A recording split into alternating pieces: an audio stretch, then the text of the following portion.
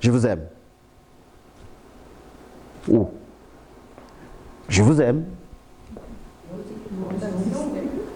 Oui? C'est vrai ça, hein? Oui. Bon. Nous allons jaser là-dessus. Comment est-ce que vous savez que je vous aime vraiment? Si tu ne nous... Par les paroles que tu dis, parce que tu le dis, là. Ah. Parce que je le dis.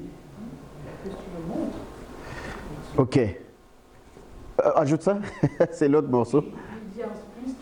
Tu le montres. Comment?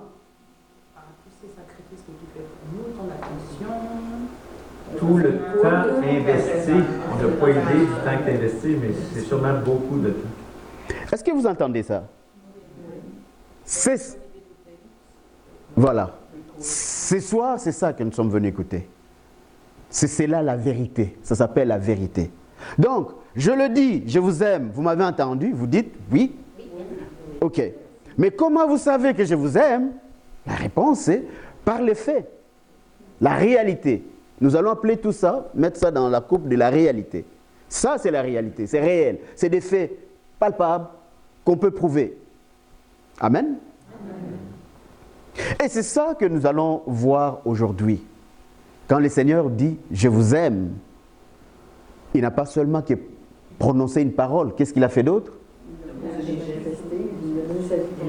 Il a donné sa vie pour nous. Alors, voici l'autre question. Quand je vous dis « Je vous aime », quel effet ça vous fait?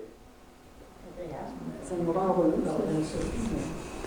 Dis-le fort là. Ça nous rend heureux. Ça nous rend heureux.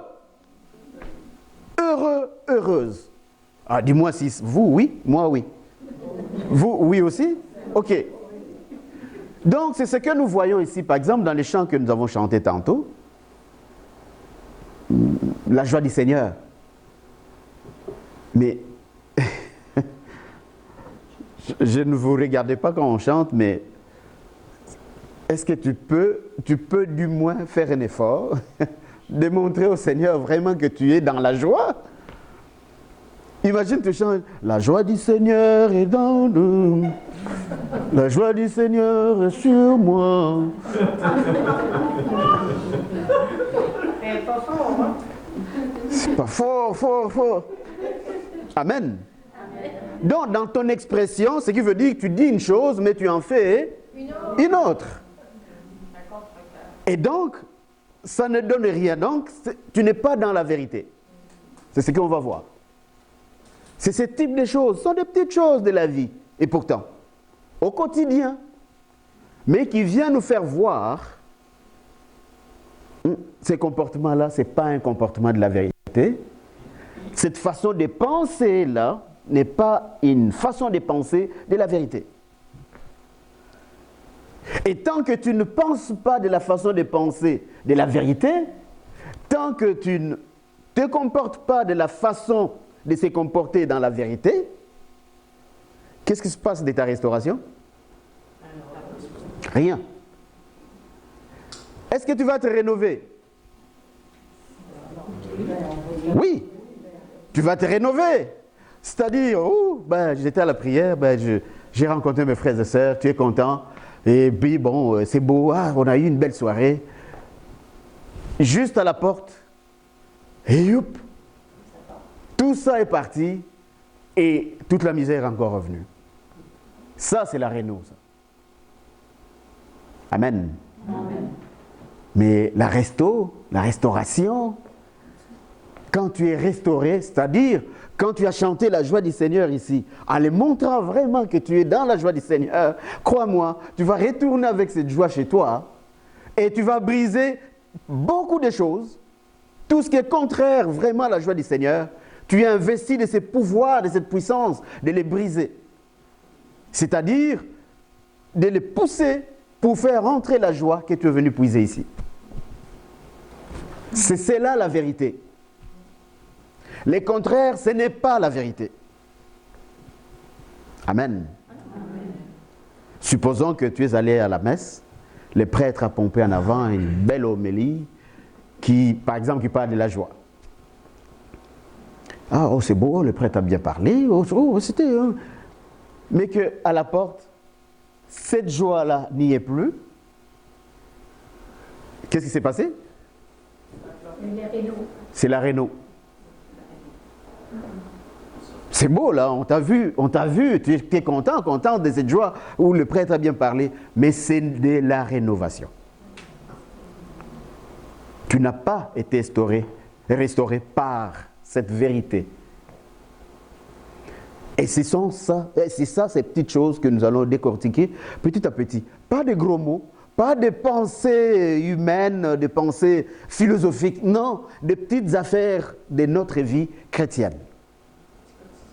Au quotidien. Amen. Amen. On y va. La parole de Dieu. Voilà. Qu'est-ce que c'est la vérité? Dans le Nouveau Testament, alors que Pilate est là, on l'a flanqué beaucoup de choses, on lui a dit beaucoup de choses de Jésus, on accusait Jésus devant lui. Et lui, comme ses proches qui sont là, il voit clairement que c'est n'importe quoi. Des choses qui disent n'ont aucun sens. Des choses dont on l'accuse, c'est... Les Romains, ils n'avaient pas la foi juive. Hein? Donc eux, ils avaient aussi leur culture, ils avaient leur dieu à eux. Les Romains s'achetaient des dieux, hein, en fait. Donc tu allais au marché. Il y a vraiment au marché, là, tu peux acheter ton dieu que tu veux. Donc les dieux d'Israël, pour eux, c'est un dieu qu'on pouvait acheter parmi les dieux que eux achetaient. Donc quand tu viens lui parler des choses de Dieu, pour lui, c'est n'importe quoi. Et si vous regardez ces textes-là, il pose la question, mais d'où es-tu? Qui es-tu? Le Christ, quand il répond, il dit, je suis venu dans le monde pour témoigner de la vérité. Alors là, Pilate dit, il entend ça, la vérité. Il dit, qu'est-ce que c'est la vérité? Et la réponse du Christ, la réponse était silence. Il n'a rien dit. Pourquoi? Parce que simplement, parler de la vérité à Pilate, c'est une perte de temps.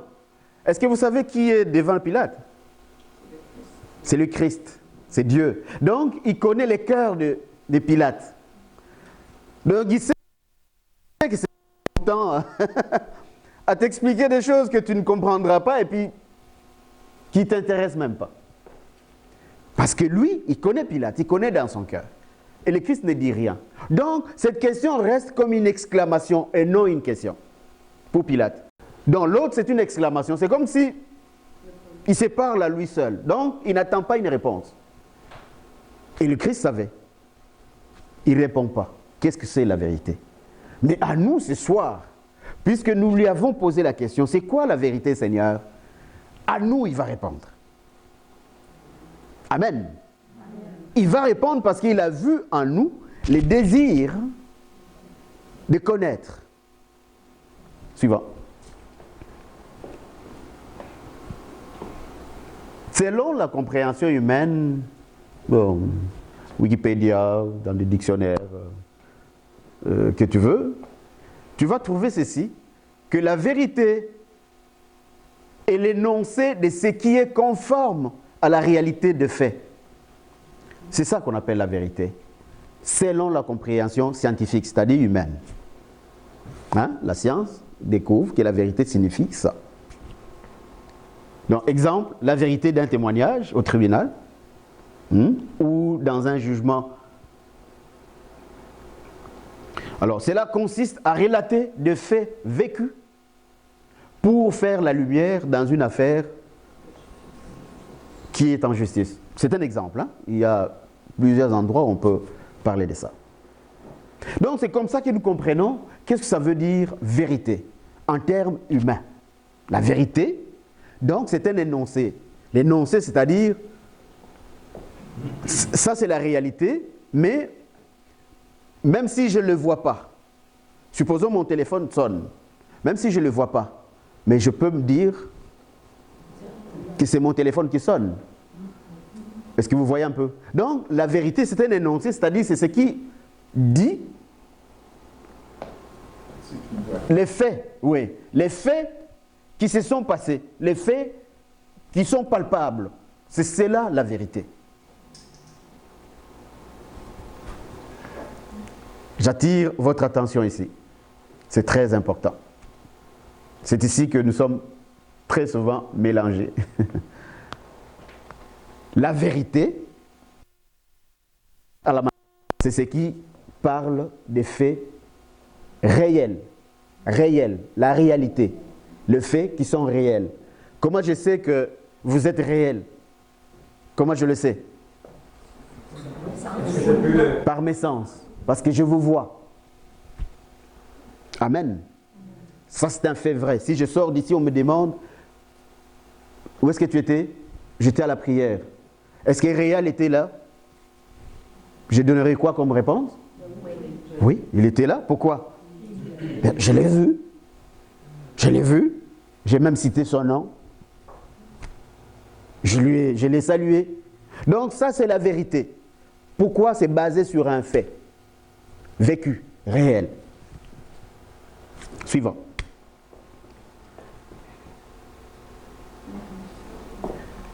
Dans la compréhension divine, selon Dieu, ouvrez les oreilles de la foi, pas les oreilles physiques, mais de la foi.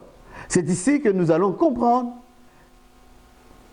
c'est quoi que le Christ veut nous parler quand il parle de la vérité. Qu'est-ce qu'il veut nous dire? La vérité est l'énoncé, il reste l'énoncé, ou un état de situation. Un état de situation qui est conforme à la pensée ou au dessein de Dieu.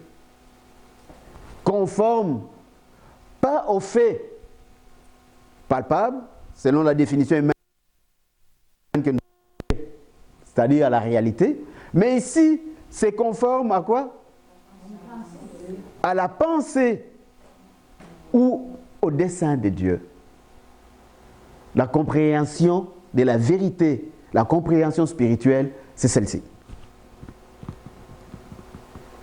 Pourquoi tu dis ça, frère Peter?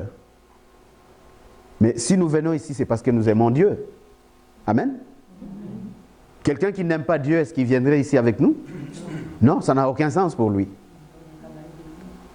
Alors, comment nous savons que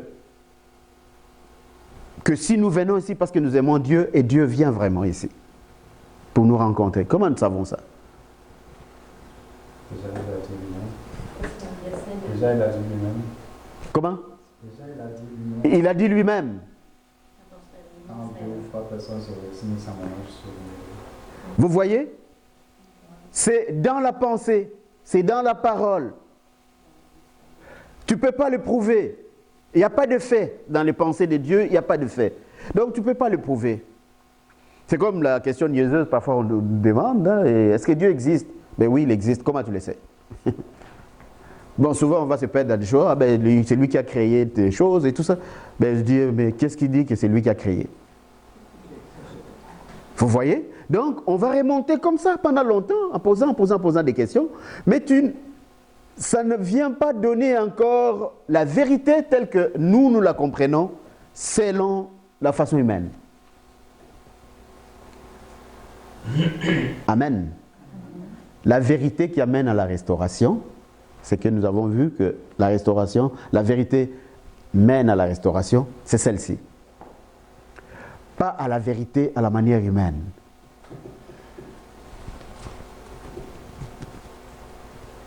Est-ce que c'est bon? C'est important ça. La vérité à la manière humaine, c'est du matériel, c'est physique, c'est palpable. Mais la vérité selon Dieu ici, c'est dans l'idéal, c'est dans la pensée de Dieu. Comment est-ce qu'on va communiquer avec la pensée de Dieu? En étant Par la prière, par l'Esprit Saint, par la parole. Et dans la... tout ça, c'est dans la foi. Seulement la foi. Parce que tu ne peux pas le justifier, tu ne peux pas le prouver. C'est dans la foi. Entre guillemets, c'est dans l'aveuglement. Parce que c'est comme ça que les autres qui n'ont pas la même foi que nous voient ça. Ils voient, ben, ces gens-là, c'est... Est-ce qu'on prie encore aujourd'hui? Ces jours ici, est-ce que les gens prient encore? Quand tu dis, je vais aller à la prière, les gens te disent, est-ce qu'on prie encore? Donc cette personne est en train de dire, mais tu es aveuglé? C'était des histoires qu'on nous racontait, c'est pas vrai? Arrête donc d'aller prier, tu perds ton temps. Donc, ça paraît comme aveuglé pour lui, pour elle qui n'a pas la même foi que toi. Mais toi, tu as la certitude, tu as l'assurance que non. La vérité, c'est que Dieu est vraiment là, il existe, c'est vrai, il m'aime. Donc, c'est seulement par la foi. Amen. Il est vraiment important pour nous de saisir ça. Donc, suivant.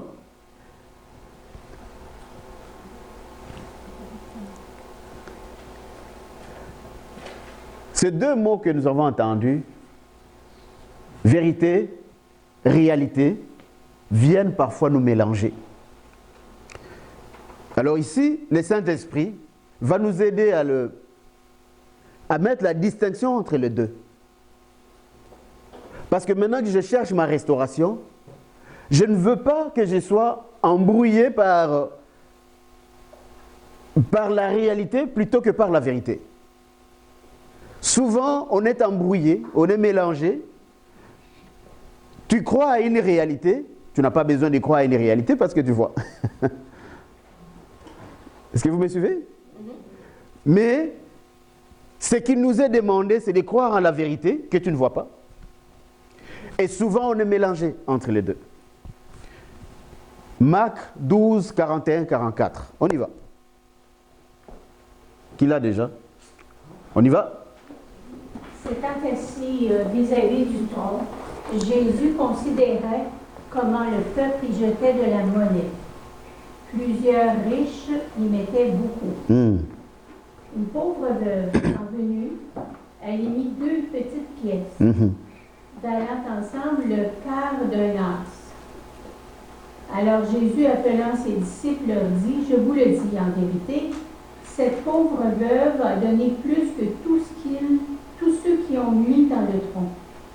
Car tous ceux qui ont mis de leur superflu, car tous ont mis de leur superflu, mais cette femme a donné de son nécessaire, tout ce qu'elle possédait, tout ce qu'elle avait pour vivre. Amen. Amen. On connaît cette histoire, non? Ça fait longtemps que nous les lisons dans les évangiles. C'est un peu curieux là de voir ce que le Seigneur est en train de faire. Je sais qu'il utilisait beaucoup de didactique, de méthodes didactiques pour expliquer la parole à son monde. Est-ce que vous voyez un peu ce qu'il est en train de faire? Oui, c'est la réalité de ce qui est pas vu mais caché. Voilà. Mais qui est la vraie vérité. Il va appeler son monde, il veut leur expliquer la vérité c'est quoi? C'est ce que nous attendons ce soir. Et c'est ce qu'il est en train de nous expliquer. Voici ce qu'il nous explique. Il nous appelle, il nous fait voir une scène. Les gens, ils viennent au temple et ils vont donner des sous. Pour le prêtre, bon, je ne veux pas dire pour les frères Peter, je ne suis pas prêtre, mais pour le comptable des offrandes, appelons les chats par son nom. Pour le comptable des offrandes, quelle est son attente quand les gens doivent se lever pour aller mettre des offrandes?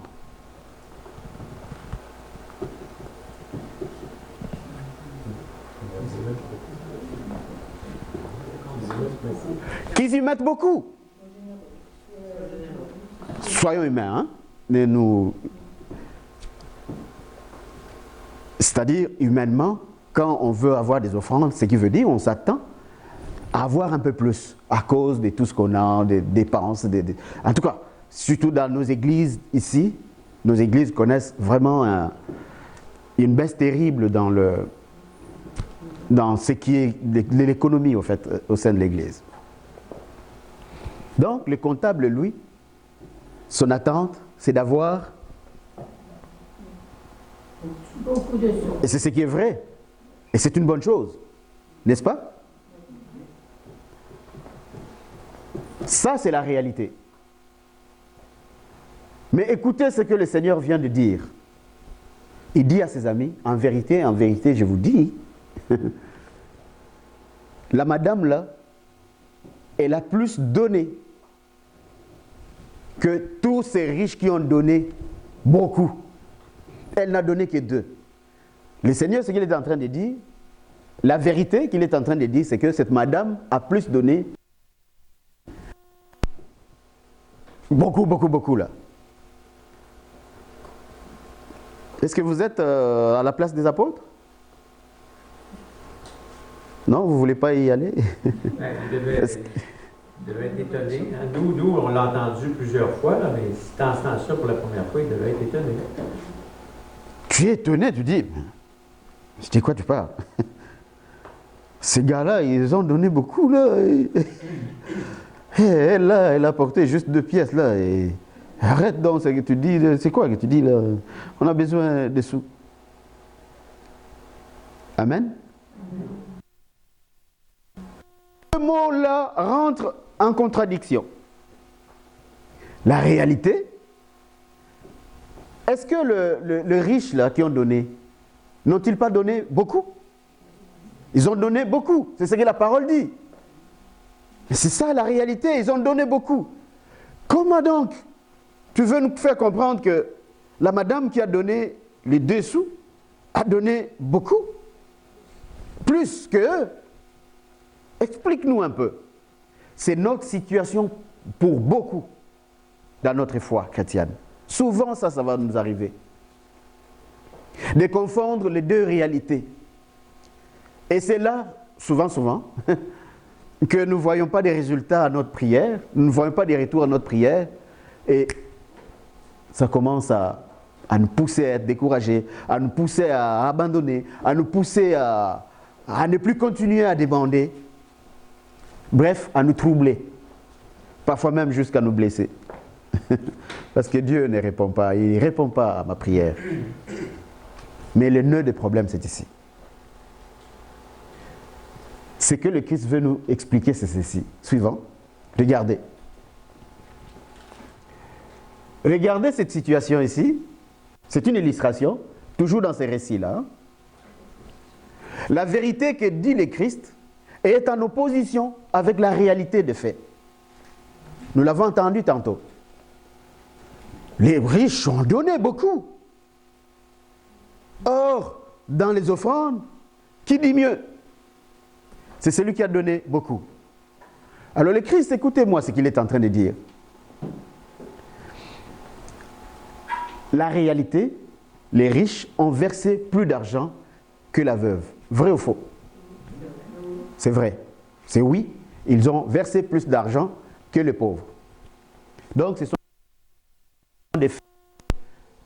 Les sens peuvent l'attester, c'est-à-dire on peut compter les sous, on verra que les riches ont donné. Et ça, c'est les attentes des comptables du temple. Normalement, on veut avoir plus de sous. Mais la vérité, ça c'est la réalité. Amen. Mais la vérité, c'est celle-ci. La veuve pauvre, parce qu'on connaît la distinction, la veuve pauvre et la pauvre veuve. C'est pas la même chose, n'est-ce pas? La veuve pauvre a touché le but de l'offrande. Elle a impacté le Christ. Son geste a impacté le Christ, a impacté la vérité. Pourquoi? Parce que la vérité est liée à ceci, à ces mots ici. Le but. Et pas lié au fait. C'est bon? Donc la vérité qui doit nous affranchir, la vérité qui doit nous amener à la restauration, elle n'est pas liée au fait, mais elle est liée au but. C'est quoi que Dieu avait dans sa tête quand il a institué l'offrande? Quand il a demandé à l'homme de lui amener l'offrande, c'est ce que la madame est allée toucher. Et le Christ se sert de ça pour expliquer à ces gens que c'est ça la vérité. La vérité, c'est qu'elle a plus donné que les autres. Oh, mais qu'est-ce que tu dis, Seigneur? Mais il dit, mais parce que les autres ont donné de leur superflu. Tandis que la madame a donné de tout son cœur, c'est tout ce qui lui restait, c'est tout ce qu'il avait. Il y a plusieurs exemples comme ça dans la Bible, surtout toujours des veuves. C'est ça que je dis toujours, des personnes qui se trouvent dans cette situation de veuvage. Pleurez à Dieu. Si nous prions ensemble, nous demandons la même chose. Si le Seigneur doit donner la même chose à quelqu'un, ça sera à la veuve qui va le donner en premier. C'est comme ça. Notre Dieu, c'est le Dieu, c'est le mari de veuve. Amen. Donc, c'est important. Une veuve qui est pauvre, qui va donner ses 2 sous, le Christ dit que ça, c'est très important. Pourquoi? Mais parce que ça rejoint la pensée de Dieu. Ça rejoint le dessein de Dieu quand il a institué l'offrande. Attention, hein, c'est important cette partie ici. Si tu ne saisis pas, pose la question. Très important. C'est niaiseux, c'est ce que nous sommes en train d'entendre, mais tout est ici. C'est le nœud parfois de nos problèmes. Donner par habitude, donner par culture, donner par rituel, c'est que le Christ est en train de nous dire en réalité, ça ne compte pas pour Dieu. Est-ce que vous me saisissez? Même si Saint Paul en rajoute d'ailleurs, il dit, même si je donne mon corps à brûler, si je n'ai pas l'amour. Donc, le Christ, ce qu'il est en train de nous dire ici, simplement, que la vérité c'est que la madame ici, regardez bien, il est sorti de ces contextes de l'offrande, le Christ, pour leur expliquer ce que c'est. Il sort presque de cette pratique. Il est maintenant au-dessus de cette pratique. Il est en train de faire voir que dans tout ça, ce qui est important, c'est quoi? C'est ton cœur. Quand que tu viens jeudi soir prier ici, c'est ton cœur qu'il s'agit. C'est ton intimité, ce lien qui est entre toi et Dieu qui est important. Ce n'est pas la compagnie de frères et sœurs qui sont ici. Ce n'est pas la médiocrité du pasteur ou la médiocrité du frère Peter qui est en avant, qui est ici. Ce qui va importer beaucoup plus, c'est ton lien qui te lie avec le Seigneur. C'est cela qui est important, ton cœur. Dieu, ce qu'il veut, quand il est en train d'instituer l'offrande, c'est que tu ne lui donnes pas la partie que tu n'utilises pas. Tantôt, j'ai demandé, je vous aime, vous avez dit oui, on a parlé un peu. Et la deuxième partie de cette question, la réponse était, comment vous le savez, c'est par les faits. Amen. Dans le fait, dans nos faits, le dessein de Dieu, c'est que quand tu donnes avec ton cœur. Le dessein de Dieu, c'est celui-là. La volonté de Dieu, c'est celui-là. Tu ne donnes pas pour te faire voir, tu ne donnes pas pour le prestige, pour être encensé, hein, comme on les voit de nos jours, hein, et quelqu'un qui fait un grand don dans des églises, surtout on les voit, et puis bon, pour Dieu, ça ne compte pas. Ces dons-là ne comptent pas. Mais celui qui compte, c'est le cœur qui a parlé, qui a donné, et qui reste en intimité entre lui, entre toi et Dieu, à qui tu as donné. Et Dieu, ne lui donne pas la part que tu n'utilises pas, c'est-à-dire le superflu. Quand que tu prends de 2-3 heures là, que tu prends chaque jeudi soir pour venir prier, il ne faut pas que ce soit un superflu de ton temps. Il ne faut pas que ce soit ton temps libre. Ne donne pas ton temps libre à Dieu. Il est à toi ton temps libre. Est-ce que vous me saisissez? Dieu veut que tu lui donnes le meilleur de toi. Que tu lui donnes la meilleure part. Il y a quelqu'un qui disait une fois, il dit, vous savez, les dons ont un coût. Est-ce que vous avez compris ce que je veux dire? Oui. Donner a un coût. Donner peut avoir de la valeur que si en toi, ça a eu ses coûts. C'est-à-dire, tu te dis, ah, Seigneur, est-ce que je vais donner ça?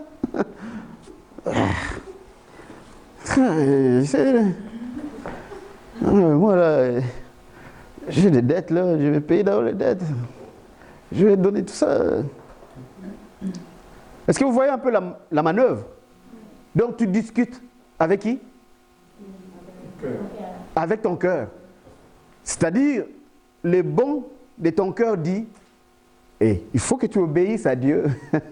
Donne pas les superflus, donne. C'est quoi que tu vas donner? La meilleure, là où tu t'accroches. C'est que tu ne veux pas donner. C'est justement ça que Dieu veut que tu donnes. Nous avons entendu l'histoire de Anne hier, les jeudis passés. Est-ce que vous l'avez lu? Je vous ai donné les devoirs de lire cette histoire. Vous l'avez lu? En toute vérité, vous l'avez lu, non? Ne ratez pas ces morceaux-là. Anne, qu'est-ce qu'elle a fait? Elle a donné son fils. À Dieu. Et pourtant, elle avait besoin de ses fils. Mais qu'est-ce qu'il dit à Dieu? Si tu me donnes, je te les donne. Donc, est-ce que vous voyez tout ce qu'elle a souffert pour avoir ses fils? Et puis, enfin, elle respecte sa parole, dit, je te les donne. Pensez-vous que c'est facile ça? Humainement, là, entre nous, là, sincèrement. Vous pensez que c'est facile? C'est pas facile. D'abord, il a donné tout jeune, là, tout jeune. Le pauvre petit, il avait, je pense, 5 ans, ou 4 ans, ou 5 ans, je ne sais pas. Tout jeune, qu'il a donné au temple. Vous voyez une maman en train d'aller abandonner son fils, qu'il a eu encore plus difficilement. C'est ça, donner à un coup. Si donner pour toi devient, je donne, moi je te dirais, oh, stop. Reviens un peu là. Regarde-toi bien, observe-toi bien un peu. Quelque chose ne va pas très bien. Parce que la part que Dieu attend de toi, ça se discute avec toi-même à l'intérieur. Tu vas résister. Pourquoi? C'est coûteux. Parce que c'est coûteux.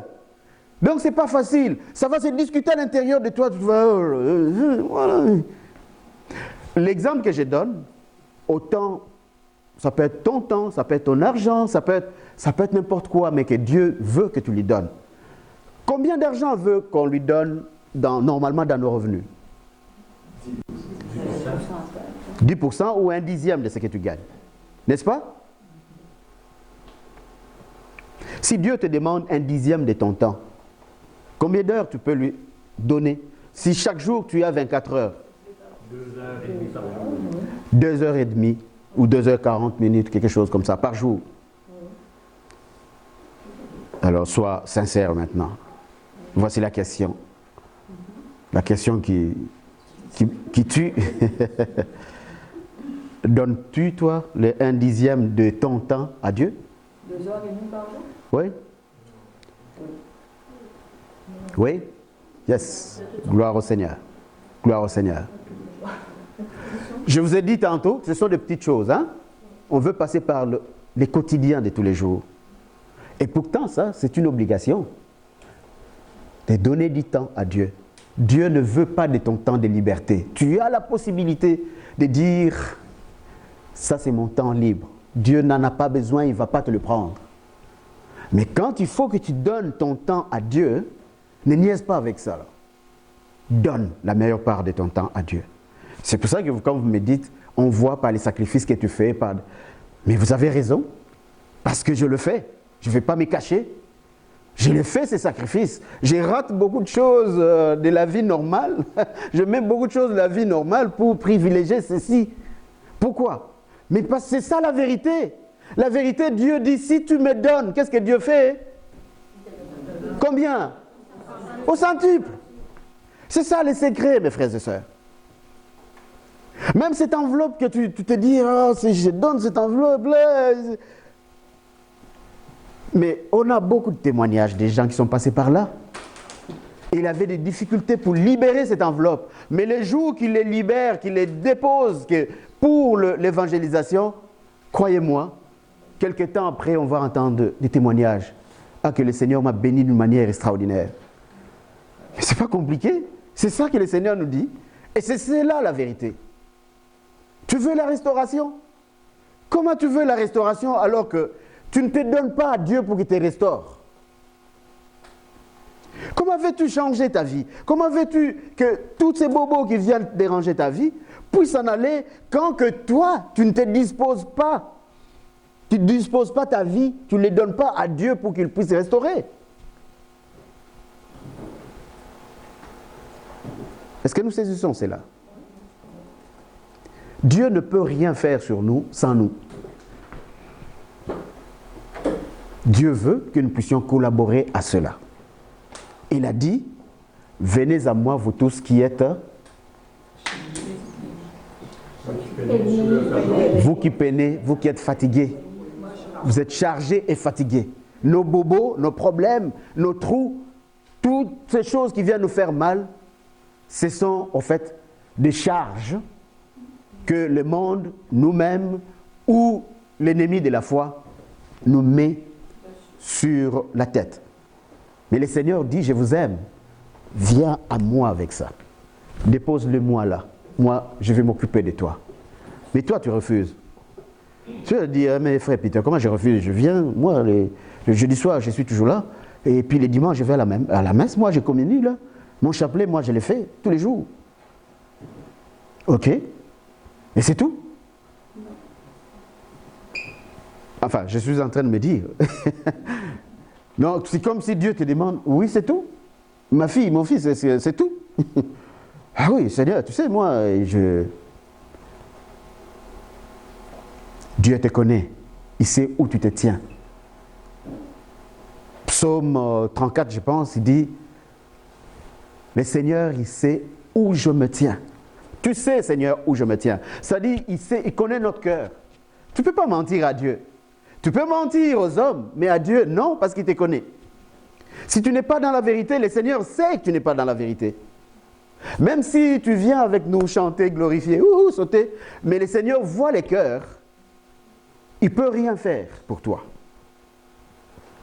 C'est cela la vérité. Amen. Retenons ceci. Pour le Christ, la veuve a plus donné. Pourquoi? Parce que pour le Seigneur, ce n'est pas la quantité. Amen. Ce n'est pas la quantité de vos faits, de nos gestes, de nos intentions. Non. C'est vraiment connaître. Les mots soulignés, c'est quoi? Le but. Connaître le but. Pourquoi en fait Dieu me demande que je donne l'offrande? Pourquoi? Lui, on ne le voit pas, il ne peut pas manger des choses que moi je mange, je vais l'amener l'offrande. Pourquoi est-ce qu'il fait? Voilà. En cherchant cela, tu vas connaître le but. Pourquoi Dieu demande l'offrande? Mais tu le donnerais avec joie en ces moments-là. Le cœur s'oppose, mais tu donnerais pareil avec joie. Suivant. Comment comprendre la vérité du Christ alors dans ces cas-là? Voici 3 questionnements, nous allons le revoir vers la fin bientôt, que nous allons retenir. Ces 3 questionnements ici, nous allons les amener avec nous lorsque nous voulons comprendre la vérité que le Christ nous dit dans toutes les situations de notre vie. Peu importe dans quelle situation tu es, les problèmes que tu as, si tu veux comprendre la vérité dans l'état où tu es, dans la situation que tu vis, voici 3 questions que nous allons amener. Qu'est-ce que Dieu veut? Est-ce qu'il le veut, cette situation-là? Est-ce que Dieu le veut? Pour quel but? Pourquoi Dieu le veut? Comment le veut-il? Amen? Suivant. Pourquoi nous disons ceci? Regardez. La vérité touche 2 domaines de notre vie de chrétien. 2 domaines importants. Le premier domaine, c'est notre manière de vivre notre vie chrétienne. Donc, notre comportement y est, par exemple. Il y a seulement 2 choses. Ou tu es dans la vérité, ou tu es dans le mensonge. Il n'y a pas le milieu, que je suis entre la vérité et le mensonge. Non. Ou tu es vraiment dans la vérité, ou tu ne l'es pas. Donc, ça c'est une première situation, premier domaine, que la vérité du Christ, comment la vérité du Christ nous concerne dans notre manière de vivre. Regardez-moi. Tous les jeudis, je viens, je vous annonce la parole de Dieu. Le soir, on va retourner chez nous. Mais dès que on retourne chez nous, je commence à violenter ma femme, votre sœur, Odette. Est-ce que je suis dans la vérité? Non. Je ne suis pas dans la vérité. Pourquoi? Parce que ce n'est pas la manière de vivre de quelqu'un qui est dans la vérité. Donc, ce que je fais, c'est un mensonge. C'est-à-dire, quand je viens, je vous parle, je vous annonce la parole ici, dans le fond, je ne suis qu'un menteur. Est-ce que vous me saisissez jusque-là?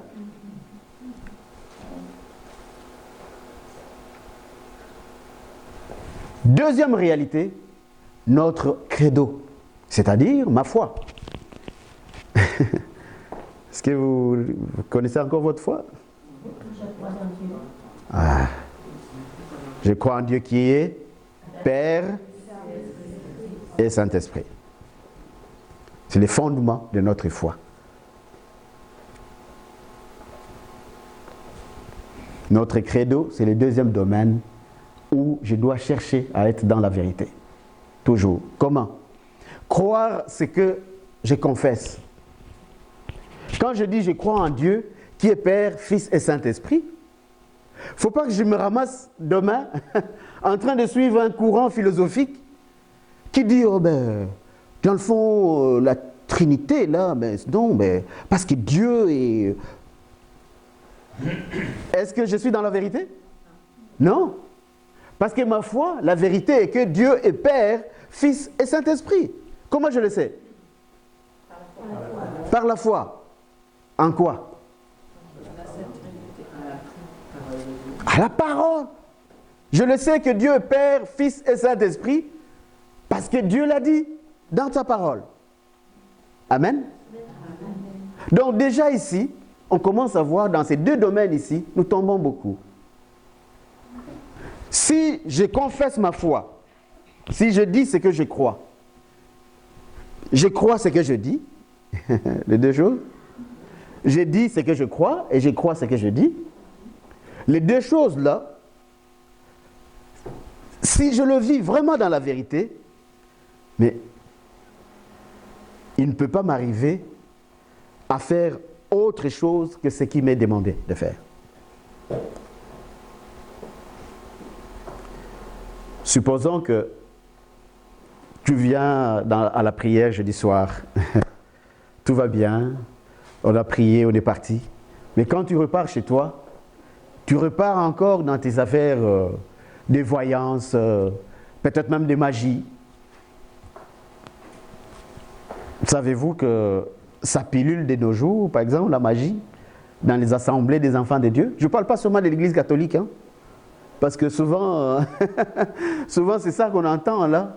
Bon, on attaque l'Église catholique parce que c'est la plus grande, mais il y a beaucoup de magie, même dans les églises évangéliques. Vous le saviez? Il y en a beaucoup. Beaucoup. D'autres même, on ne te le dit pas, tu regardes seulement les comportements du leader. Tu te dis, hop là, est-ce que Dieu est vraiment là-dedans? Parce que ce que ça dit ici, mais il faut que tu crois ce que tu confesses.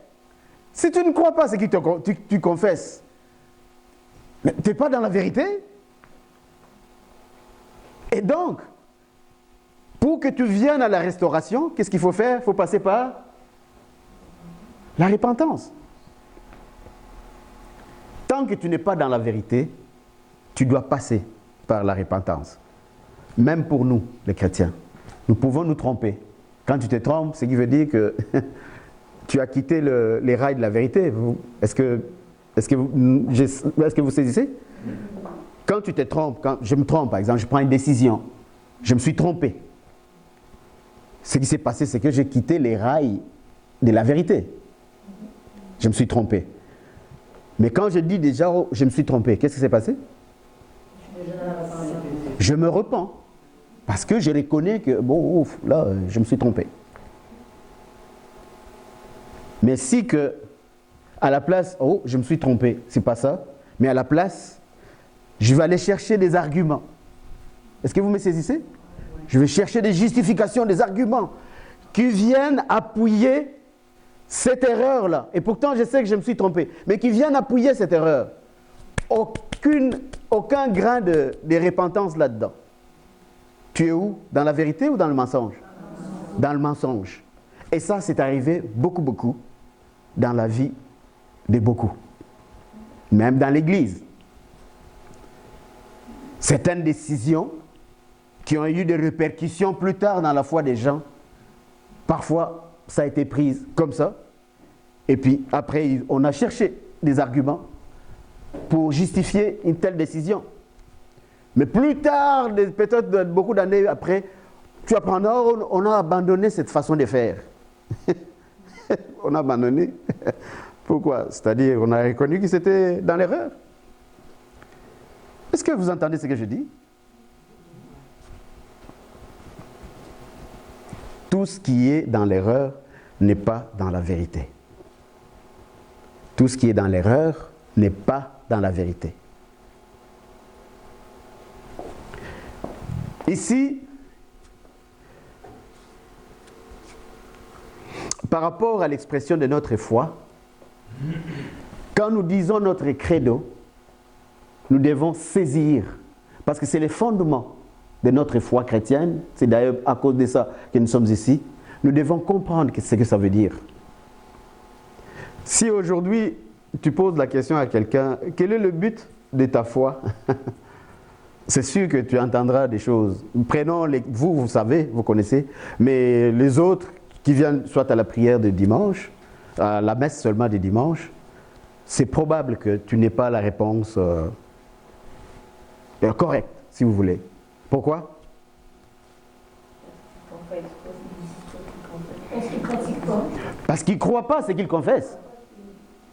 Quand il arrive le moment où on va réciter les credos, c'est sûr qu'il est là. Vous le voyez barboter, vous entendez aussi sa voix, je crois en Dieu, mais il n'est pas là, ou elle n'est pas là.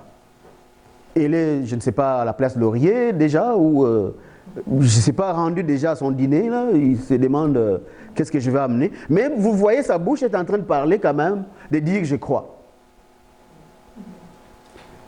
Donc, il ne va pas aller toucher le but. Pourquoi Dieu a institué ça, que nous puissions dire le je crois. Lui est absent, elle est absent.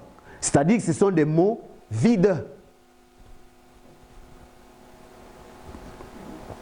Amen. Et ça, autant pour toutes les autres pratiques. Par exemple, nos pratiques des prières récitées. Dieu te connaît. Regarde-toi là, Dieu te connaît. Si que tu sens que quand tu récites par exemple ton chapelet, si tu sens que tu n'es pas là-dedans, arrête donc. Arrête-le parce que tu ne fais pas du bien à Dieu. Tu es en train comme de l'insulter. Est-ce que vous imaginez, tu parles avec quelqu'un et puis tu n'es pas avec lui. Tu es là, présent, oui, bien entendu. Tu lui parles, mais il n'attire pas ton attention. Ça va te faire du bien? Non. Donc arrête-le là. Vaut mieux pour toi dire la vérité à Dieu. Seigneur, dans mon chapelet là, je ne suis pas là. Je te bénis seulement, je te rends grâce parce que tu tu me donnes la vie et parce que tu me pardonnes ceci. Arrête-le, ce n'est pas un problème.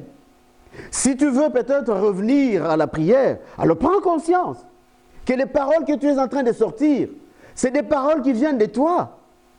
Oui, c'est des paroles qui sont déjà écrites, mais ce que Dieu veut, le but de Dieu là-dedans, c'est quoi? C'est ton cœur. Donc ces paroles-là doivent provenir de toi. Et Dieu te connaît. Si ça ne vient pas de toi, il le sait. C'est pour ça que parfois vous me voyez, vous m'insurgez là-dessus. Faites simplement la prière du cœur. Ce que tu as dans le cœur vaut mieux pour toi. Tu n'es pas là en train de te justifier devant quelqu'un qui te suit, un policier religieux là, qui te suit. Est-ce que tu fais ton Notre Père? Est-ce que tu fais ton Je vous salue Marie? Non, c'est toi avec Dieu. C'est quoi que tu lui dis à Dieu? C'est quoi que tu veux? Qu'est-ce que tu lui dis à Dieu? C'est ça qui est important. Et qu'est-ce que Dieu te dit à toi directement? Amen. Suivant.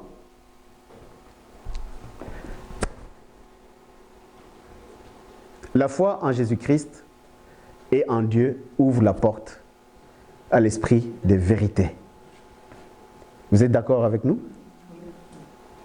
La foi en Jésus-Christ et en Dieu, c'est le Seigneur qui en parle, qui dit « Croyez en moi, hein? Non, croyez en Dieu, mais croyez aussi en moi. » Donc, vous croyez en Dieu, mais croyez aussi en moi. C'est ça qui ouvre la porte à l'esprit des vérités. La vérité dont nous parlons ici ce soir, les propriétaires de la vérité s'appellent Jésus-Christ. Et qu'est-ce que Jésus-Christ nous donne? Il nous a promis que le Saint-Esprit, l'Esprit de vérité, Jean 14, 17, l'Esprit de vérité que le monde ne peut pas recevoir. Que le monde ne peut pas recevoir. Qu'est-ce que c'est le monde? Tout ce qui ne croit pas. Que tu sois dans l'ignorance, que tu sois dans l'insouciance, Dieu te voit de la même manière. Comment?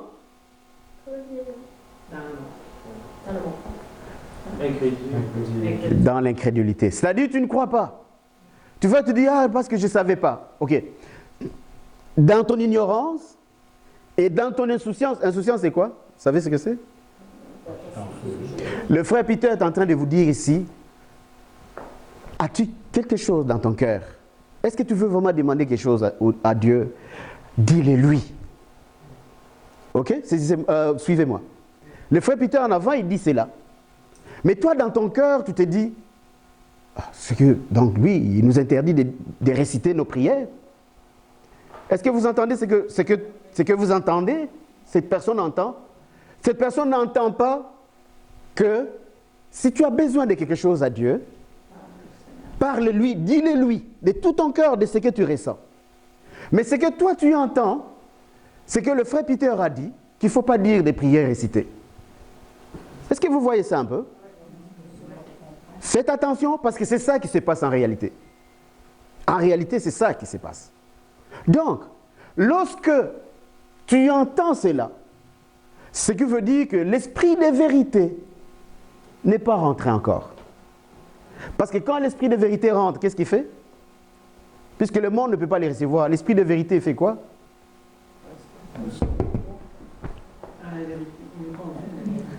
Il nous conduit dans toute la vérité. Parce qu'il est l'esprit de vérité. Donc il ne peut te conduire que dans la vérité. Lève la main si tu es conduit par l'esprit de vérité. Gloire au Seigneur. Amen. Vous voyez? Donc, l'esprit de vérité, c'est lui qui vient rendre la vérité réelle, présente dans notre vie.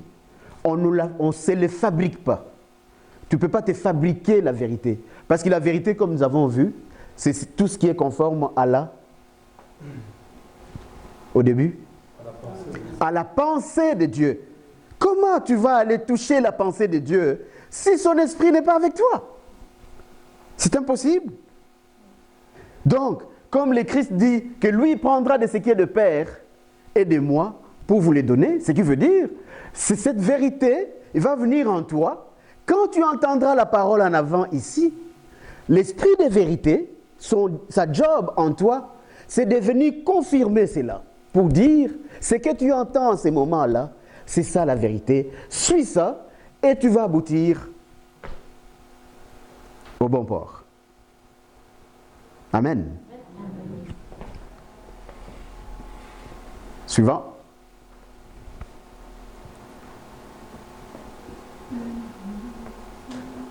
L'esprit de vérité conduit ceux qui l'ont reçu dans toute la vérité.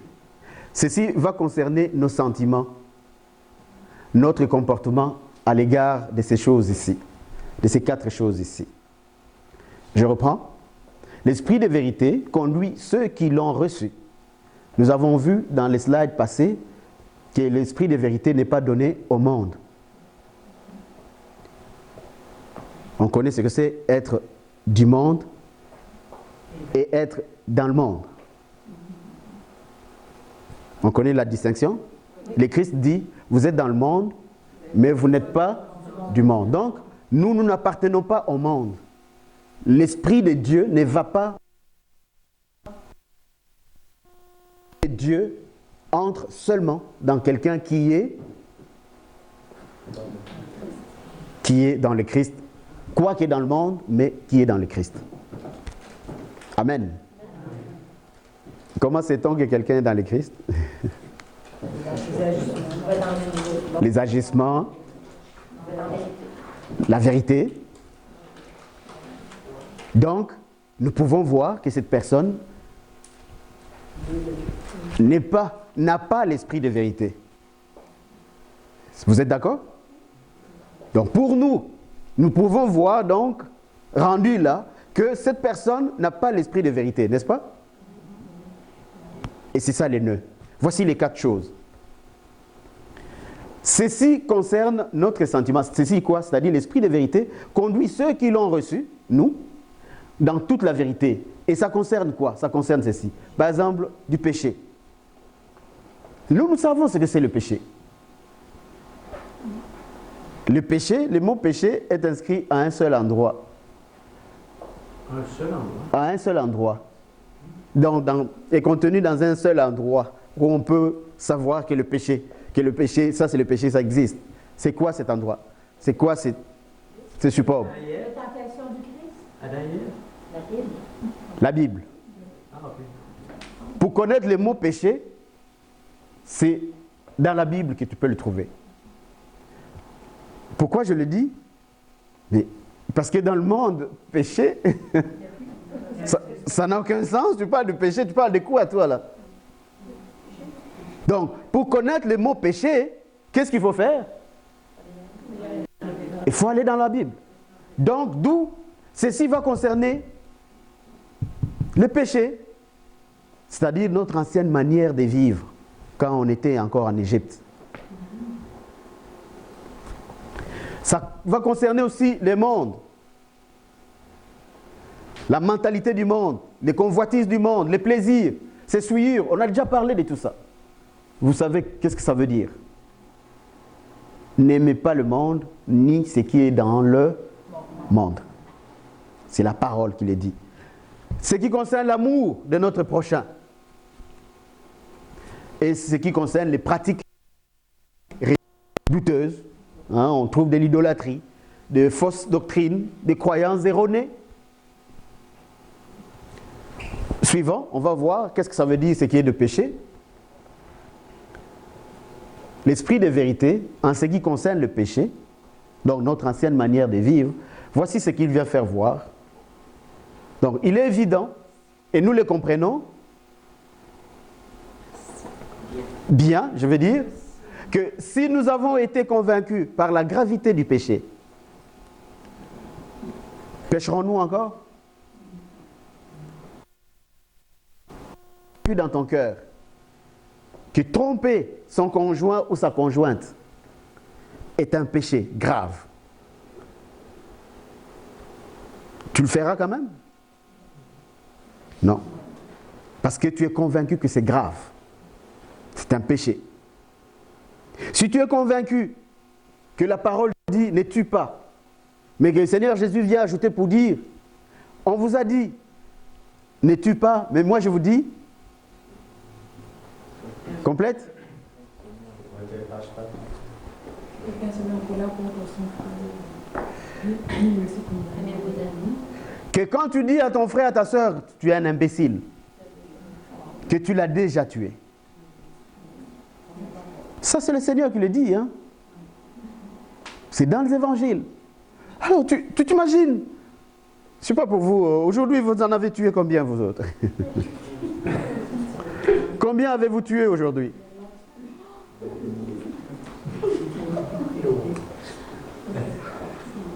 Amen.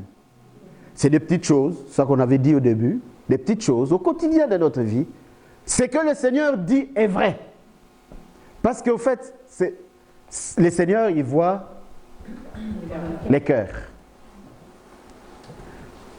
Donc, l'amour infini du Seigneur Jésus, si nous connaissions les mots péchés, alors là, nous allons découvrir l'amour que Dieu, que le Seigneur Jésus a pour nous.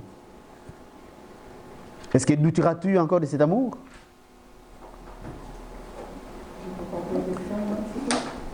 Quand nous avons compris l'essence du péché, la gravité du péché, il y a des choses qui se passent, c'est que tu vas te débrouiller pour ne pas pécher. Mais de l'autre côté aussi, tu vas les reconnaître l'amour que le Seigneur a pour toi, parce que c'est quand que tu étais encore pécheur, le Seigneur a donné sa vie pour toi. C'est bon? Donc, c'est ici souvent que je dis, lui, il a sacrifié sa vie pour moi. C'est pour ça, entre autres, que moi, votre frère Peter, ayant compris ceci, je ne lésine pas à donner au Seigneur ce qu'il faut. La meilleure part. Mon temps, je lui donne au Seigneur. La meilleure part. Pas mon temps de liberté, là, de libre. Non, mon temps que je prends dans les temps. Je vais... Avez-vous déjà fait cette comptabilité de notre temps? Non, hein? Cet exercice, c'est un bel exercice, faites-le. Tu as 24 heures par jour. Ok? Tu as combien de temps pour reposer ton corps, pour le coucher? 7 heures. Si tu fais la soustraction, qu'est-ce qui t'en reste? 17 heures. Tu as combien de temps pour ceux qui travaillent? Combien de temps tu as pour les travail? 8 heures. Fais la soustraction, 17 moins 8. 9.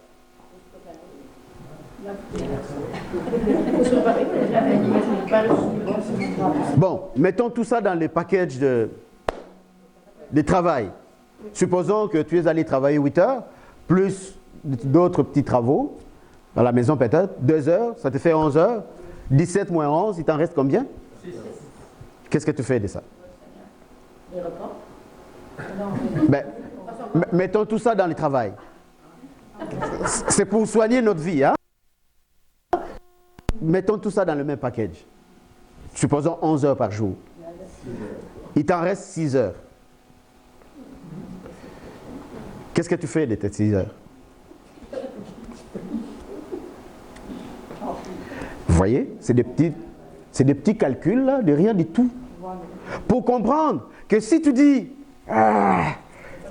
j'ai pas le temps là, c'est parce que j'ai pas eu le temps. Ok, ça c'est que toi tu dis. Mais il y a quelqu'un qui te connaît mieux. Il sait la gestion de ton temps et il le sait. Et il te voit, il te regarde. Là, je viens de faire un petit calcul pour nous tous là, ensemble. J'ai 6 heures de temps. Alors, si que je dis, Seigneur, moi j'ai 6 heures. Ça c'est chaque jour, hein? C'est pas la semaine ça, là, chaque jour. 6 heures chaque jour. Pour 7 jours, tu as combien? C'est un bon package que tu as là. C'est-à-dire, si tu donnes le 1/10 de 42 de ta semaine, ça donne quoi? Donc, ce qui veut dire que tu as du temps.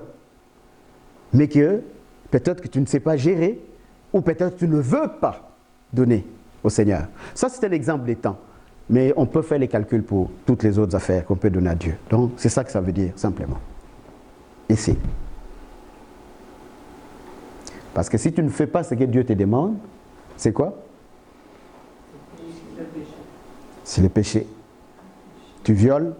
Tout ce qui est viol, qui est opposition à la volonté de Dieu, c'est le péché. Donc, si nous disons que nous sommes en communion avec lui et que nous marchions dans les ténèbres, nous mentons.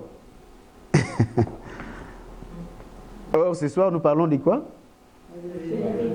Donc, connais-toi toi-même. Tu sais toi-même que quand tu dis « Ah, je n'ai pas le temps », ce qui veut dire que tu mens. Autrement dit, tu n'es pas dans la vérité. Autrement dit, tu peux demander de 6h à 18h et de 18h à 6h, tu demandes la restauration à Dieu, il ne te restaure pas. Pourquoi? Parce que tu es dans le mensonge, parce que tu es dans le monde. Tu n'es pas encore sorti de là. C'est comme ça que Dieu nous regarde et nous voit. Et c'est là que le Seigneur tire cette sonnette-là pour que nous puissions nous réveiller. Suivant. Deuxième boulet. Du monde, sa mentalité, ses convoitises, ses plaisirs, ses souillures. Tantôt on parlait du temps. Ah, je n'ai pas le temps. Mais tu te ramasses, tu es devant ton téléviseur pendant 6 heures. Tu as fini tous les films, toutes les séries toute la série d'un film. Et c'est sa prière en Jean 17. On connaît cette prière-là, la prière de consécration, où Jésus consacre ses apôtres, et nous avec, parce que sa prière nous concerne aussi. Il a dit à la fin que c'est pour eux, mais pour ceux qui croiront aussi. Donc nous croyons, sa prière les concerne. Donc le Seigneur, quand il prie pour nous, il dit, ils ne sont pas de ce monde. Donc c'est ce que le Seigneur dit auprès de Dieu. Quand tu lui demandes quelque chose, comme ce soir, tu demandes que le Seigneur puisse te restaurer, c'est que le Seigneur est en train de dire à son Père, « Père, je le certifie que Yolande, elle est dans le monde, mais elle n'est pas du monde. Parce que je lui ai parlé, je lui ai communiqué la parole de la vérité. » Amen. C'est ça la prière que le Seigneur fait auprès du Père, pour nous. Pierre nous conseille la même chose. Et si après s'être retiré des souillures du monde, par la connaissance du Seigneur et Sauveur Jésus-Christ, écoutez les dangers, et ils s'y engagent de nouveau, c'est-à-dire ils retournent, et sont vaincus, c'est-à-dire ils sont gagnés encore par les mêmes affaires qu'ils avaient abandonnées, qu'est-ce qui arrive? Les retours du mauvais esprit, de l'esprit mauvais, vous vous rappelez de ça? Sa situation va devenir pire qu'avant. Suivant. L'autre boulet, c'est de l'amour de notre prochain. L'amour. L'amour, mes frères et sœurs. L'amour, l'amour, l'amour. L'amour que Dieu veut communiquer à nous n'est pas le même amour qui est dans le monde. Amen. Je ne peux pas vous dire je vous aime et demain que je dise je vous hais. Est-ce que vous me saisissez? Il y a forcément un mensonge quelque part. Donc l'amour c'est quoi? C'est quand que tu as dit que je t'aime. Écoutez-moi donc. Quand tu as dit je t'aime, l'amour signifie donner. Donner sa vie pour l'autre. La personne à qui tu dis je t'aime, c'est-à-dire tu lui donnes ta vie. Autrement dit, il n'y a pas de retrait. Il reste comme coulé sur du béton et il reste. Même si cette personne te déchire. C'est dur, hein? Enfin, Peter, attention là. Qu'est-ce que tu nous dis là? Est-ce que si une personne est en train de me faire vraiment du mal, il faut que je continue à l'aimer? La réponse du Seigneur c'est oui. La réponse du Seigneur c'est oui. Tu dois quand même continuer à l'aimer. Ah, dans ces cas-là, Seigneur, qu'est-ce qui va rester ton disciple? Qui est-ce qui va accepter qu'il soit tout le temps brassé et puis continuer à aimer cette personne? Oui. Alors, Ça là, c'est beau là, tu peux le dire au Seigneur. Mais Seigneur, je peux l'aimer sans le visiter. Mais le Seigneur, il voit bien que tu ne l'aimes pas. c'est beau. Mais et pourtant, aux yeux des autres, quand tu dis, ben, cette personne-là elle fait du mal, mais je le visite quand même. Est-ce que les autres vont, si tu dis que je l'aime quand même, est-ce que les autres vont douter de ça? Non, ils ne vont pas douter, ils croient que tu, parce qu'il t'a fait du mal, mais tu l'aimes quand même. Mais est-ce que c'est la vérité en toi? Ça, nous ne saurons pas. Ça, c'est qui va le savoir? C'est Dieu. Seulement qui va le savoir. Y a-t-il peut-être pas un intérêt qui te pousse quand même à y aller? Vous savez, le monde est monde, hein, on sait ce qu'il est le monde. Peut-être que tu as un intérêt, mais ça, il ne faut pas que les autres soient au courant. Mais lui, il est au courant. Donc ça ne donne rien de se cacher derrière ces genres de justifications avec le Seigneur. Ça ne donne rien. C'est comme quand tu vas à la confession. Tu es dans une situation donnée. Et en allant à la confession, tu sais toi-même que tu ne sortiras pas de là. Tu ne décideras pas de sortir de cette situation-là. Mais tu confesses quand même. Est-ce que vous avez saisi ce que je veux dire? Donc, tu n'es pas vrai devant Dieu. Ton temps que tu as passé là, c'est pour rien. Dieu est vérité, mes frères et sœurs. Et c'est ça qu'il cherche en nous, c'est que nous soyons vérité. Est-ce que Dieu est en train de nous dire que vous n'allez plus vous tromper? Non, ce n'est pas ce qu'il dit. La différence, c'est que la distinction entre les deux choses, c'est que si tu te trompes, qu'est-ce qui va arriver dans ta vie? Si tu te trompes. Et la repentance. Prendre conscience. Et qui fait ça? Ça, c'est les faits. Mais qui fait ça? C'est le Saint-Esprit qui est en toi.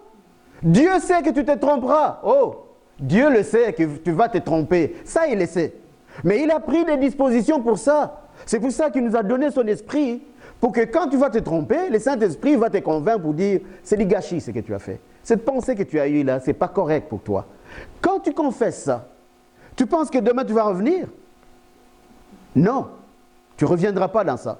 Mais par contre, tu es dans une situation, vous vous rappelez, état de péché, être dans le péché et être... Vous vous rappelez de ça? Tu vas confesser une situation où tu es là-dedans, dans cet état-là.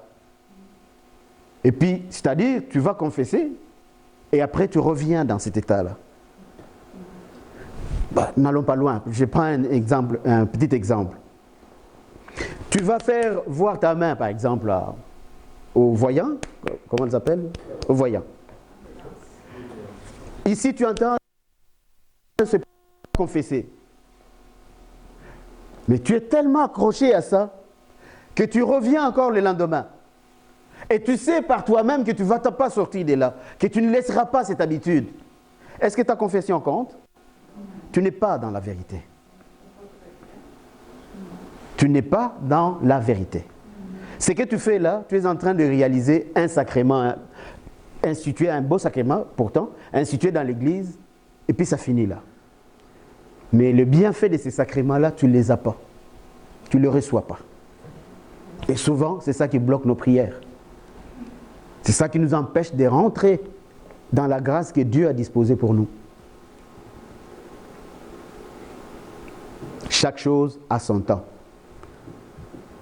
Chaque chose a son temps. Je vois, par exemple, des personnes qui vont à la messe. À la messe. Pendant que nous sommes à la messe, qu'est-ce qu'on fait en fait? Pourquoi nous allons à la messe? Excusez-moi, pourquoi nous allons à la messe? Rencontrer Dieu. Rencontrer Dieu. Communier avec Christ. Faire communauté. Célébrer. Dis-le fort. Oui, célébrer sa mort et sa résurrection. Yes! On pensait tout ça. C'est ça la messe, c'est pour ça que nous allons à la messe. Nous allons célébrer la mort du Seigneur Jésus et nous allons célébrer la résurrection du Seigneur Jésus. C'est ça l'essence de la messe. Alors, imagine une minute que tu vas célébrer la mort du Seigneur Jésus et la résurrection du Seigneur Jésus. C'est une prière communautaire, n'est-ce pas? Vous cessez jusque-là. Ce qui veut dire que tout le monde, nous sommes tous convergés vers une seule prière. Mais quand tu arrives dans cette prière communautaire, commune, pour tout le monde, où nous célébrons tous ensemble, pendant que tu es dans la messe, pendant que la célébration est en train de se passer, toi là, en train de prier ton chapelet. Le prêtre est en train de pomper là en avant, toujours dans les cadres de prière communautaire, est en train d'enseigner la parole. C'est la parole qui libère, pas notre prière. C'est la parole qui libère. Pendant que le prêtre est en train d'enseigner la parole, toi là, tu dégraines tes affaires. Tu dégraines ton chapelet. Es-tu dans la vérité? Non. Il y a un temps pour tout. Amen. Parce que la réalité, c'est quoi? La vérité, non, la réalité, c'est que tu es là. Mais la vérité, c'est quoi? Tu n'es pas là. Tu n'es pas dans la prière communautaire. Donc, quand le prêtre dit que la paix du Seigneur soit avec vous, ta bouche va répondre est avec toi aussi, mais toi, la paix n'est pas rentrée en toi. Parce que tu n'es pas là. Amen. C'est un enseignement légèrement dur un peu, parce que c'est la vérité. La vérité, elle est vérité parce qu'elle touche, parce qu'elle bouscule. Il faut que ça change quelque chose dans notre vie. Quand tu vas à la prière communautaire, à la messe, sois dans la messe. Suis la messe. Prie avec le prêtre qui est en avant, qui est en train de célébrer le Seigneur. Parce qu'on célèbre le Seigneur des Seigneurs. C'est le Christ qui est là qu'on célèbre. L'amour du prochain, ça là, dans Jean 13, 34, 35, je vous donne un commandement nouveau. Aimez-vous les uns les autres. C'est seulement par ces commandements ici qu'on va reconnaître que vous êtes mes disciples. Il n'y a pas autre chose. Pas autre chose. Écoutez-moi bien, c'est l'amour. Ce qui va te distinguer du reste de ta famille, c'est l'amour que tu as pour eux. Même s'ils te déchirent tous les jours, toi, tu dois les aimer. C'est seulement ça qui va te distinguer que toi, réellement, tu appartiens à Dieu. Amen. Ici, j'ai souligné des choses. L'amour sans la vérité n'est qu'un vague sentiment qui est parfois rempli d'ambiguïté et de compromis parce qu'il y a des choses là-dedans, tu vas chercher à couvrir, à te justifier. Enfin, et la vérité sans l'amour, ça devient... on connaît ce que c'est les couperets? C'est une espèce de machette, mais une longue machette comme ça. Comme une épée, en fait. Donc, ça, quand c'est la vérité sans l'amour, vous savez comment ça va sortir? Ça va blesser. Pour une personne que tu n'aimes pas, tu sais ce qui va se passer? Tu vas l'agresser, là. Le contraire aussi. Si tu as de l'amour, mais s'il n'y a pas de vérité dans l'amour, c'est aussi mal. Les deux, tu es dans le mensonge. Amen. Des pratiques religieuses douteuses. Il en existe beaucoup dans des assemblées des enfants de Dieu. Des choses, parfois tu te dis, mais pourquoi on fait ça? Amen. Amen. C'est important, ça concerne la vérité. Parce que nous nous perdons parfois dans des pratiques religieuses inutiles et ta situation ne change toujours pas. Tu penses que Dieu ne t'écoute pas, Dieu ne t'aime pas. Non, c'est parce que tu n'es pas au bon endroit. C'est parce que tu ne comprends pas encore ce qui est important, ce qui n'est pas important. Dieu nous a dit de sonder toutes choses. Quand je parle en avant ici, prends le temps chez toi, de prendre des versets bibliques que je mets ici, de vérifier ce qui a été dit, si c'est bon pour toi. Amen. Dieu lui-même nous autorise de sonder toutes choses. Examiner toutes choses. Même l'esprit. Il faut examiner. Est-ce que ces manifestations que je vois là, je sens là, est-ce que ça vient vraiment du Saint-Esprit? Dieu nous les demande. Amen? Donc c'est important. Faisons attention. Oups. Ok. Donc faisons attention à ça.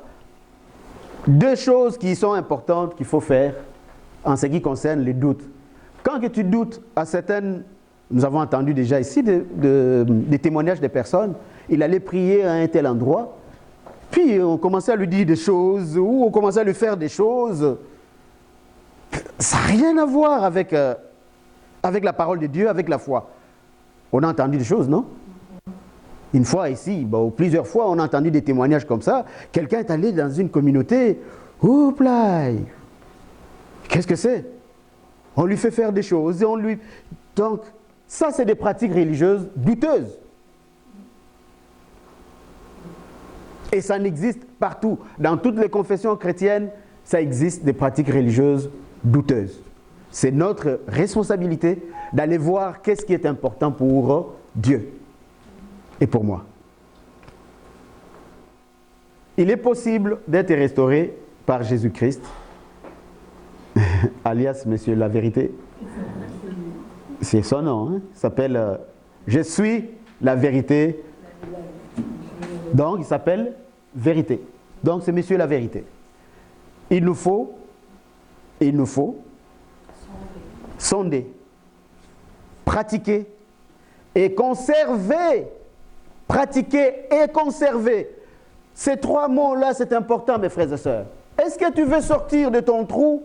Le Seigneur te dit aujourd'hui, apprends à sonder la parole, apprends à pratiquer la parole et apprends à conserver la parole.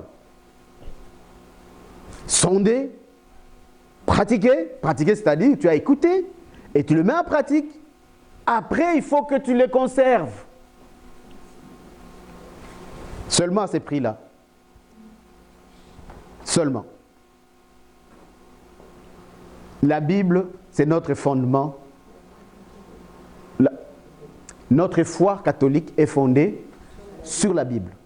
C'est pour ça que vous entendez l'actuel pape, par exemple, Pape François, beaucoup aller lire la parole de Dieu.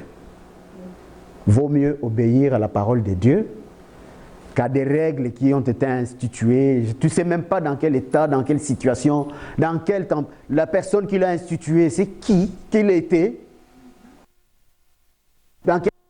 Plutôt que de croire sans vérifier à ça, que de croire la parole. Ici, c'est la parole de Dieu que nous sommes en train de dire. Ce que je sors ici ne vient pas de moi, ce n'est pas ma parole, c'est la parole de Dieu. C'est ce que Dieu a dit. Dieu a dit, il faut sonder, et il faut pratiquer et conserver. Donc, ne prenez pas pour du cash des choses qu'on vient te dire. Ce n'est pas en vain que le pape insiste de lire la parole de Dieu. Tout ce que je dois faire, si seulement la parole le dit. Et mon église les confirme. Si la parole ne les dit pas et mon église ne les confirme pas, je ne le fais pas. Est-ce que vous me saisissez? Je ne le fais pas parce que contrairement, je parais comme... c'est comme si le Seigneur a fait un travail inutile à moi. Pourquoi je vais faire des choses que je sais qui sont inutiles? Amen. Donc, qu'est-ce que Dieu veut? Pour quel but? Comment le veut-il? Ça, c'est ces trois questions qui peuvent nous aider à sonder, à pratiquer et à conserver. Le dernier, c'est ceci. Ce soir, écoutez ce que le Seigneur dit ce soir. Jean 8, 31, 32. Jésus dit alors aux Juifs. À quels Juifs? À qui Jésus parle-t-il? Ceux qui le suivent, ceux qui ont cru, croire, foi, ceux qui ont accueilli sa parole. Si vous restez fidèles à mes paroles, si, premier mouvement, restez, deuxième mouvement, fidèle, troisième mouvement, à quoi? À mes paroles, 4. Oh, c'est Jésus qui parle ici. Ce n'est pas pasteur tel qui parle, Ce n'est pas les théologiens tels qui parlent. Ce n'est pas les papes qui parlent ici. Ce n'est pas non plus Monseigneur qui parle. Mais c'est qui parle ici? Écoutez ce qu'il est en train de nous dire. Ce n'est pas compliqué, c'est simple. Si vous restez fidèles à mes paroles, et sont où les paroles du Christ? Dans la Bible. Mes paroles, c'est-à-dire tout ce que tu entendras. Si tu vérifies, tu sondes qu'il n'y en a pas, c'est pas écrit, ça ne trouve pas son sens dans la Bible, c'est non. C'est non. Tu perds ton temps.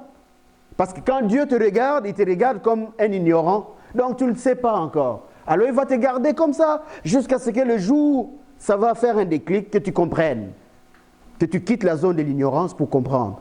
Et si le travail qui est en train d'être fait sur toi, c'est pour que tu comprennes, que tu quittes la zone de l'ignorance, parce que l'ignorance fait partie de l'incrédulité. Si vous restez fidèles à mes paroles, vous êtes vraiment mes disciples. C'est-à-dire, si tu as besoin d'une restauration, tu vas l'être. Ainsi, vous connaîtrez la vérité. Qu'est-ce que la vérité va faire? Va vous rendre libre. C'est-à-dire, tu es libre. Libre. Amen. Libre, change, tu peux placer des mots que tu veux. Par exemple, quel mot que tu peux mettre à la place de libre? Délivré ou guéri. Parce que c'est souvent là où on est pris. Hein? Il y a quelque chose qui te prend là, qui ne te lâche toujours pas. Mais écoutez ce que le Seigneur dit. Comme tu crois en lui, regardez ce qu'il va faire. Il te dit, si tu gardes ces paroles-là, cette parole que tu crois, si tu la gardes, hein, si tu la gardes, tu la conserves, tu restes fidèle à cette parole-là, qu'est-ce qui va arriver? Tu vas connaître la vérité et tu vas être guéri de ces mal-là. D'où je ne vais pas douter quand je demande au Seigneur de me guérir, même si je ne guéris pas tout de suite. Amen. C'est cela la vérité. Et ceci, c'est un exemple, mais dans tous les cas de notre vie, c'est comme ça que nous devons penser, toujours. Ce soir, est-ce que tu penses ainsi? Est-ce que ce soir tu penses, d'après ce que nous avons entendu, est-ce que tu penses t'engager sur la voie de la vérité? Oui? Alors nous allons nous lever.